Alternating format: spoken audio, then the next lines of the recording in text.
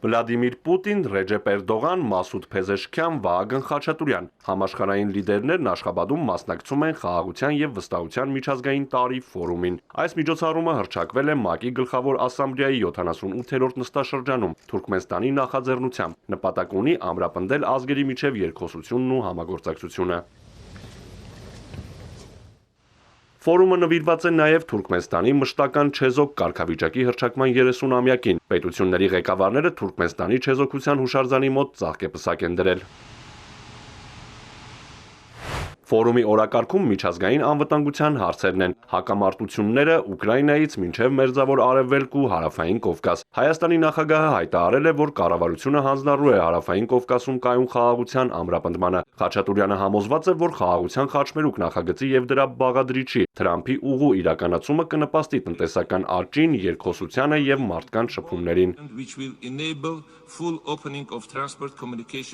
Մենք բացում ենք կայուն խաղաղության, անվտանգության եւ բարգավաճման նոր էջ Հարավային Կովկասում։ Հայաստանն այս հարցում հույսը դնում է իր միջազգային գործընկերների աջակցության վրա։ Խաղաղությունը միայն պատերազմի բացակայությունը չէ։ Այն հետևողական աշխատանք է պահանջում, որը պետք է նաեւ պետությունների եւ ժողովուրդների մեջ վստահության մթնոլորտ ձևավորի։ Ադրբեջանը ներկայացնում է ոչ թե երկրի նախագահը, այլ վարչապետը։ Ալի Ասադովը շնորհակալություն է հայտնում մի քանի աթոռ այն կողմ նստած Էրդողանին, իր ձևակերպմամբ ազատագրված տարածքների ծաղկման գործում եղբայրական աջակցության համար։ Ոչ մի խոսք Հայաստան-Ադրբեջան կարգավորման խաղաղության մասին։ Փոխարենն այդ մասին Ղազախստանի նախագահն է խոսում։ Азербайджаном и Арменией совместная декларация о мире, что открывает широкие перспективы. Ադրբեջանի եւ Հայաստանի խաղաղության հռչակագրի ստորագրումը լայն հեռանկարներ է բացում տարածաշրջանում եւ դրանից դուրս համագործակցության համար։ Հույս ունենք Բաքուն եւ Երևանը մոտ ապագայում կստորագրեն վերջնական խաղաղության համաձայնագիր։ Թուրքիան ամեն ջանք գործադրում է խաղաղություն եւ երկխոսություն հաստատելու համար, առաջնորդվելով իր հարուստ պատմությամբ, եզակի աշխարհագրությամբ եւ դարավոր քաղաքակրթությամբ, հայտարարել է Էրդողանը։